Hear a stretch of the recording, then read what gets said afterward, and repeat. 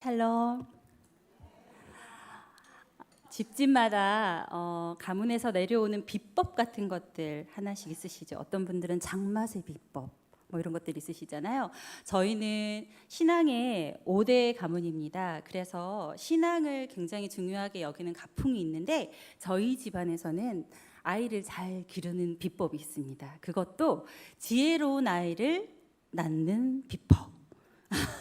어마어마하죠. 그런데 그게 그리 어려운 게 아닙니다. 이름하여 잠언태교라고 하는 건데요. 엄마와 아빠가 아이를 이제 임신했을 때 태중에 있는 아이가 들을 수 있도록 엄마 아빠가 잠언 말씀을 읽는 것입니다. 그렇게 하면 아이가 지혜로운 아이가 태어나고 자라면서도 하나님을 잘 믿는 사람이 된다라고 말씀해 주셨어요.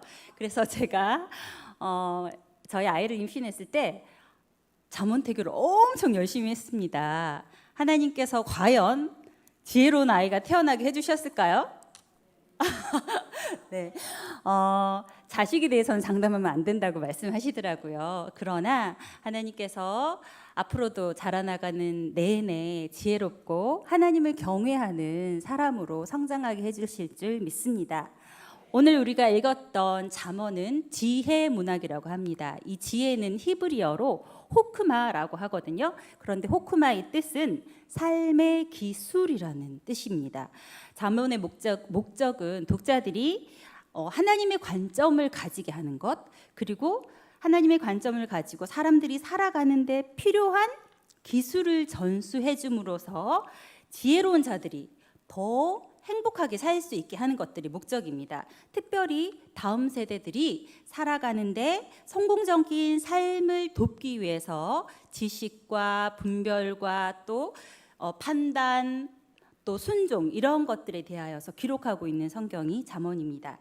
잠언의 마지막 장인 오늘 저희가 읽었던 31장은 잠언의 맨 마지막 장이죠. 그래서 잠언의 31장 1절에서 9절까지는 르무엘 왕의 어머니가 왕으로서 지혜롭게 살 수 있는 방법에 대하여서 비법을 전수하는 장면입니다. 그리고 뒤이어서 10절부터 이어지는 말씀에는 현숙한 여인에 대한 찬양 시의 구조입니다.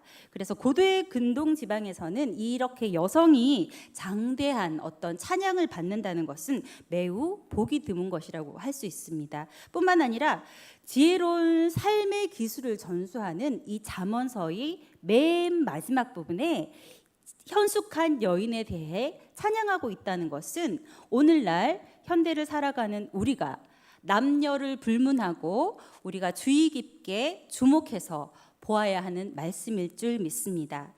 잠언 9장 10절에서는 여호와를 경외하는 것이 지혜의 근본이요 여호와를 거룩하신 일을 아는 것이 명철이니라 하고 말씀하고 계십니다. 지혜는 하나님을 경외하는 것에서부터 출발합니다. 잠언에서 말하는 지혜로운 여인, 현숙한 여인, 그리고 여호와를 경외하는 여인, 이 여인은 모두 한 가지라고 생각하시면 되겠습니다. 특별히 우리는 여성에 대한 인식이 관점이 많이 변화하고 있는 세대를 살고 있습니다. 특히 권사님들, 어머님들은 더 그 격변하는 세대를 살아내셨을 것 같습니다. 한때 우리나라에도 여성은 교육받으면 안 된다, 또 가문을 이을 수가 없다, 그리고 부엌에서 지내는 것이 마땅하다라는 어떤 이런 식의 구시대적인 사고들 속에 사로잡혀 있었던 적이 있습니다. 그런데 사회의 변화와 여성의 사회적인 활동이 다양해짐으로 말미암아서 이제 각계각층에서 남성 못지않은 능력을 발휘하기도 합니다. 그런데 우리가 본문의 말씀을 통해서 오늘 하나님께서 이 시대에 필요한 현숙한 여인이 어떠한 것인지 살펴보면서 큰 은혜를 나누었으면 좋겠습니다. 먼저 10절 말씀 보시면 누가 현숙한 여인을 찾아 얻겠느냐, 그 값은 진주보다 더하니라 하고 말씀하십니다. 제가 설교를 준비하다가 혹시 우리 성도님들 중에 현숙이라는 성도님들 계실까 싶어서 제가 찾아봤어요. 8분이 계시더라고요. 어떤 한자 이름 어떤 뜻을 가지고 있는지 모르겠는데 국어에서 한글에서 현숙하다라고 하는 말은 여인들에게만 사용하는 그런 단어라고 합니다. 그래서 마음이 어질고 정숙하다라는 뜻을 가지고 있다고 합니다. 그런데 히브리 성경에서 현숙한이라고 기록되어져 있는 히브리어는 하말이라는 단어인데 우리가 생각하는 현숙이라는 단어랑 조금 다릅니다. 어떤 뜻을 가지고 있냐면 강하다, 힘있다, 능력있다, 부유하다 이런 뜻이라는 것입니다. 성서에서는 현숙한 여인, 오늘 우리가 읽었던 이 본문에 나타나는 여인은 능력 있는 여인이다라고 해석하면 더 좋겠습니다. 그렇다면 지혜롭고 현숙하고 여호와를 경외하는 이 능력 있는 여인은 어떤 삶의 기술을 가지고 있을까요? 첫 번째 현숙한 여인은 가정을 위해서 능력을 펼칩니다. 제가 본문이 길어서 다 읽지는 못하였지만 10절부터 이후에 나오는 말씀을 잘 살펴보면은요, 이 현숙한 여인은 남편의 절대적인 지지를 받고 신뢰를 받고 가정 경제를 잘 운영해가지고 풍족한 생활을 한다고 기록하고 있습니다. 그리고 양털과 삼대를 구해다가 손을 돌려서 부지런히 일하기를 즐거워하고 가족을 위해서 좋은 먹거리가 있다. 그러면 멀리에서라도 구해서 가족들에게 먹인다고 합니다. 그리고 겨울에는 홍색빛이 도는 두툼한 겹옷을 가족들에게 입혀서 보내기 때문에 눈이 와도 집에 있는 아내가 가족들 때문에 걱정하는 일이 없다라고 말합니다. 그리고 새벽에 제일 먼저 일어나서 활동을 하고 여종들에게 일을 지혜롭게 분담하고 일꾼들을 잘 다스린다고 합니다. 그리고 밭을 살 때도 잘 살펴본다고 합니다. 잘 살펴봐서 실패하는 일이 없고 자기가 번 돈으로 포돈을 가꾸는 그런 여인이라고 합니다. 완전 만능이죠. 거기에다가 현숙한 여인은 근면하고 활동적이어서 가정을 위해서 이런 능력들을 펼쳐나갑니다. 거기에다가 자신을 위하여서 투자하고 자신을 존귀하게 하면서도 검소한 생활을 한다고 그렇게 말합니다. 그럴 때 이 현숙한 여인의 자녀들은 일어나서 어머니에게 감사를 표하고 또 남편들은 아내를 칭찬한다고 그렇게 기록되어져 있습니다. 룻을 알고 계시죠? 룻은 이방 여인으로서 과부가 되어서 어머니 나오미를 따라서 예루살렘으로 돌아왔습니다. 어머니를 모시기 위해서 추수하는 밭에서 허리 한번 펴보지 못하고 계속해서 부지런히 땀 흘리면서 일했습니다. 저녁이 되어서 추수한 모든 것들을 털어보았더니 성경에 한 에바, 우리말로 하면은 2말 정도가 나왔다고 합니다. 2말이면은 엄청 많은 양입니다. 곡식 나다들 이렇게 주워가지고 하잖아요.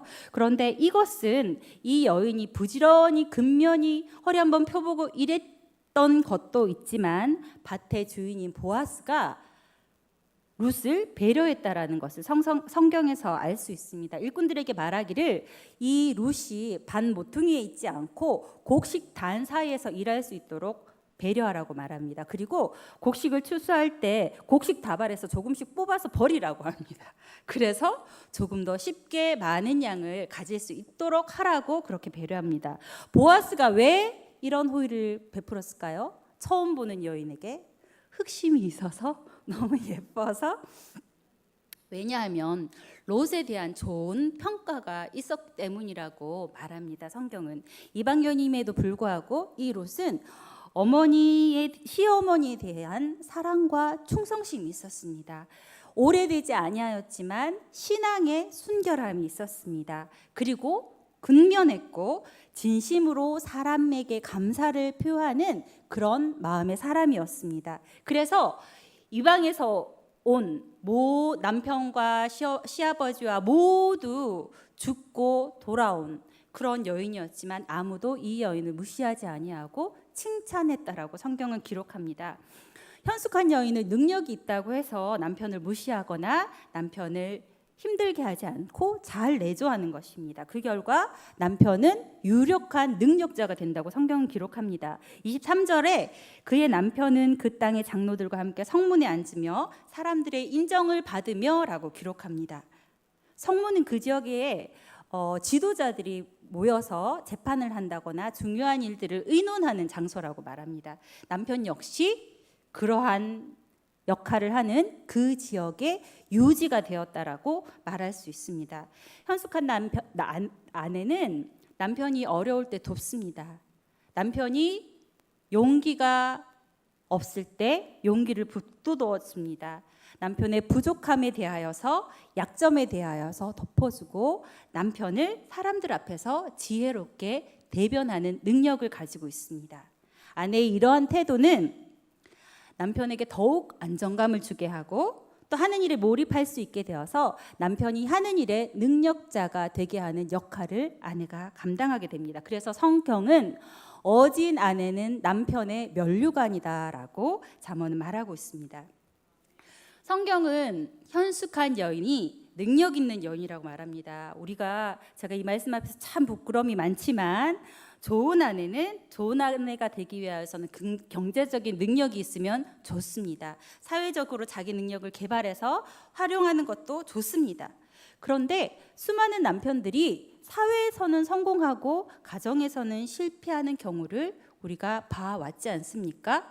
우리가 현숙한 여인, 지혜로운 여인이 이렇게 실패한 남편들과 같아지는 것이 우리의 목표가 아니지 않습니까? 덕을 세우고 남편을 내조하고 자녀들을 잘 양육하는 것이 참으로 지혜로운 것입니다. 아내에게 경제적인 수완이 있어서 가게를 잘 불려나가는 것도 능력입니다. 그러나 주어진 가정 경제 안에서 규모 있게 잘 사용하고 또 가치 있는 곳에 사용하고 가족과 자녀들과 남편을 위해서 현명한 지출을 하는 것도 능력이라는 것을 우리가 알아야 합니다. 여호와를 경외하는 아내에게 존경받고 능력 있는 남편이 있습니다. 여호와를 경외함으로 얻는 능력들을 소유하시는 우리 능력자가 다 되시기를 바랍니다.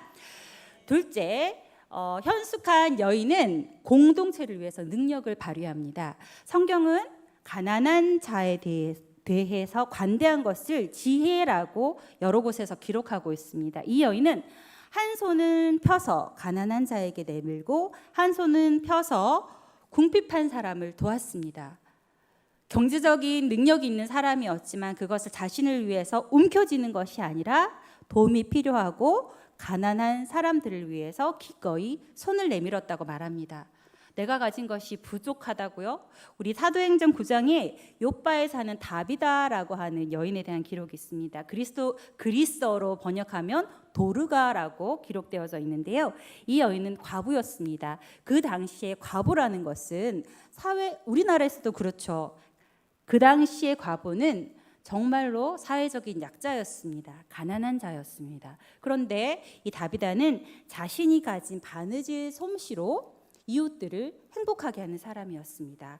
자기가 잘하는 것 바느질 솜씨밖에 없었음에도 불구하고 그것을 가지고 착한 일들을 하고 구제하는 사업을 많이 했습니다. 그런데 이 여인이 병들어서 죽게 되었을 때 그 욥바 지역에 있던 모든 사람이 너무나 애통하면서 베드로를 모셔왔어요. 베드로가 그 여인의 시체가 있는 주검이 있는 다락을 올라갔을 때 모든 사람이 울면서 베드로를 붙잡고 옷을 보여줍니다. 다비다가 나를 위해서 겉옷을 지어줬습니다. 속옷까지 보이면서 이렇게 나를 위해서 사랑의 수고를 해주었습니다 하고 애통해 할 때 베드로가 기도했습니다. 그때 하나님의 능력으로 다비다가 다시 살아나는 은혜를 경험하게 됩니다. 남들도 다 있는 재능이라고 할지라도 그것을 숨겨두지 마시고 공동체를 위하여 교회를 위하여서 사용하시고 활용하시는 그런 은혜가 있기를 바랍니다. 다비다의 작은 그 솜씨가 이웃을 행복하게 만들었듯이 나에게 있는 재능이 어떤 것입니까? 지금 내가 관심 갖고 배우고 있는 것들이 어떤 것입니까? 그것들로 인하여서 공동체에서 능력을 발휘하는 우리 성도님들 되시길 바랍니다. 그리고 26절에 보면 입을 열어 지혜를 베풀며 그의 혀로 인의의 법을 말하며 라고 기록하고 있습니다. 입만 열면 지혜가 저절로 나오고 혀만 움직이면 상냥한 교훈이 쏟아져 나온다. 이렇게 표준 세번역에서는 기록하고 있습니다. 본문에서 현숙한 여인은 자신이 가진 지혜로 공동체와 가족들을 가르쳤다라는 것입니다. 지혜 학교 이렇게 해서 학교를 만드는 것이 아니라 평소 생활을 통하여서 모범의 방법을 통하여서 자연스럽게 가르침이 일어나게 하고 바른 길로 인도하는 안내자의 역할을 했다라는 것입니다. 우리 여성 사사 드보라를 알고 계시죠? 드보라는 랍비돗의 아내였다라고 기록을 합니다. 기혼이었고 아마 자녀도 있었을 줄 압니다. 우리가 미루어 짐작하듯이 얼마나 분주하고 바쁜 생활을 해야 되는지 아실 것입니다. 그런데 드보라는 그런 상황 가운데서도 믿음으로 충만한 민족의 지도자 역할, 사사의 역할을 잘 감당해냈던 사람입니다. 드보라는 하나님과 하나님의 백성 사이를 연결해주는 그런 역할을 했습니다. 그리고 높은 지위에 있었지만 다른 사람들을 또 남성이라고 내가 남성보다 우위에 있다라고 하여서 그 사람들을 무시하지 아니하였습니다. 이스라엘의 장군인 바락과 파워 싸움을 했던 것이 아닙니다. 하나님께서 가나안을 향하여서 전쟁을 해야 될 때라는 말씀을 주셨을 때 그 전쟁은 나를 위한 부르심이 아니라 바락을 세우기 위한 사건임을 깨달았습니다. 그래서 바락에게 지혜로운 말과 기도로 바닥을 쳐 있던 그 믿음을 일으켜 세우는 역할을 감당했습니다. 그 결과 이스라엘은 가나안과의 전투에서 승리할 수 있었고 바락은 용기를 내어서 그의 능력을 발휘하여 승리를 이끄는 장군이 되었던 것을 우리가 알 수 있습니다. 신학자인 도널드 브로시는 이렇게 말했습니다. 족장 시대에서 여성의 역할은 번식을 위한 존재였고 쾌락주의 시대에는 연애 대상자였고 여성운동주의 시대에는 실력 있는 직업 여성이었다. 낭만주의 시대에는 우아한 공주나 구출되기를 기다리고 있는 어려움에 빠진 하녀의 모습이었고 성경의 믿음 안에서는 사역의 동반자이다.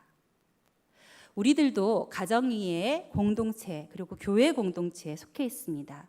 아파트 주민회 또는 자녀의 학부모회 또는 교회 안에서 또 직장 안에서 팀원들로 셀원으로 이렇게 구성되어 있습니다. 그 안에서 우리가 칭찬받고 또 권위와 기품 있는 말과 행동을 통하여서 하나님께 영광을 올려드리는 우리가 다 되기를 바랍니다.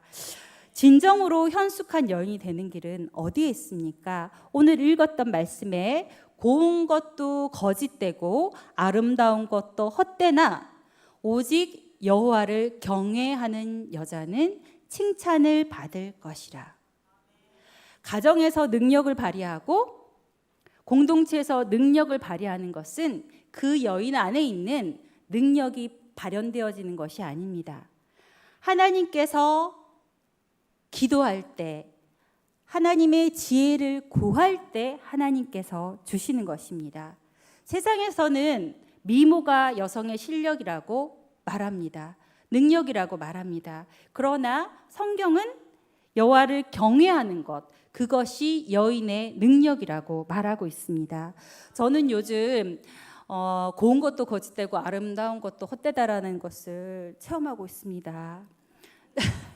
한때는 고혹고 아름다움에 도취되어 살았던 적도 있었습니다. 그런데 제가 얼마 전에 돋보기를 맞췄습니다. 정말 헛되지요. 그런데 제가 하나님께 기도하고 있습니다. 하나님, 제가 눈에 손을 얹고 기도합니다. 하나님, 눈을 밝혀 주옵소서. 제가 어렸을 적에 저희 외할아버지가 굉장히 신앙생활을 열심히 하셨는데 연세가 들어서 더 큰 은혜를 체험하셨어요. 기도하시다가 더 큰 불의 성령을 받으셨어요. 그래서 온몸이 외할아버지 말씀으로는 불이 몸을 확 지나갔다고 해요. 그랬더니 몸에 열이 막 나기 시작하는 거예요. 그래서 할아버지 방에는 저희가 못 들어갔어요. 그 방은 냉골이었거든요. 거기에서 아주 얇은 요 하나 깔고 그냥 주무셨어요. 그런데 몸만 뜨거워진 게 아니라 흰머리에서 검은 머리가 다시 나기 시작하는 거예요. 그리고 안경 없으면 성경을 읽을 수 없으셨는데 안경을 버렸어요. 눈이 다시 밝아지는 걸 제가 분명히 보았거든요. 여호와를 경외하고 나이가 많고 적음이 아니라 남자와 여자가 중요한 것이 아니라 여호와를 경외하는 자에게는 인생의 발달하는 과정이 무시됩니다. 총량 보존의 법칙이 무시됩니다. 자연계, 생태계의 법칙조차도 무시되는 것이 하나님의 능력입니다. 여호와를 경외하는 능력이 우리 안에 가득하기를 바랍니다. 여호와를 경외할 때 하나님께서 지혜를 주십니다. 하나님께서 건강을 주시고 능력을 주십니다. 여호와를 경외할 때 가정을 더 잘 보살필 수 있고 남편을 더 잘 세울 수 있고 나 또한 내가 맡은 역량들을 사회에서 공동체에서 그리고 교회에서 더 잘 발휘하게 됩니다. 또 여호와를 경외할 때 하나님 나라에 동역하는 귀한 일들을 감당할 수 있게 됩니다. 여호와를 경외함으로 지혜를 추구하고 능력을 드러내고 칭찬과 명예와 감사와 인정을 받는 우리 모든 성도님들 되시기를 바랍니다. 함께 기도하겠습니다. 하나님 아버지, 우리가 여자이든 남자이든 우리 모두를 도와주시옵소서. 우리의 삶 속에서 하나님의 목표를 따라서 하나님의 관점으로 살게 하여 주시옵소서. 무엇보다 여호와를 경외하며 하나님께 예배하는 자들이 되어 하나님 주시는 지혜로 하나님 주시는 능력으로 충만하게 하여 주시옵소서. 그리하여 우리의 가정 가운데 능력을 발휘하고 우리가 속한 공동체와 교회를 위하여 있는 능력을 10분 발휘하여 하나님께 영광을 올려드리는 우리 모두가 될 수 있도록 은혜 내려 주옵소서. 예수님의 이름으로 기도합니다. 아멘.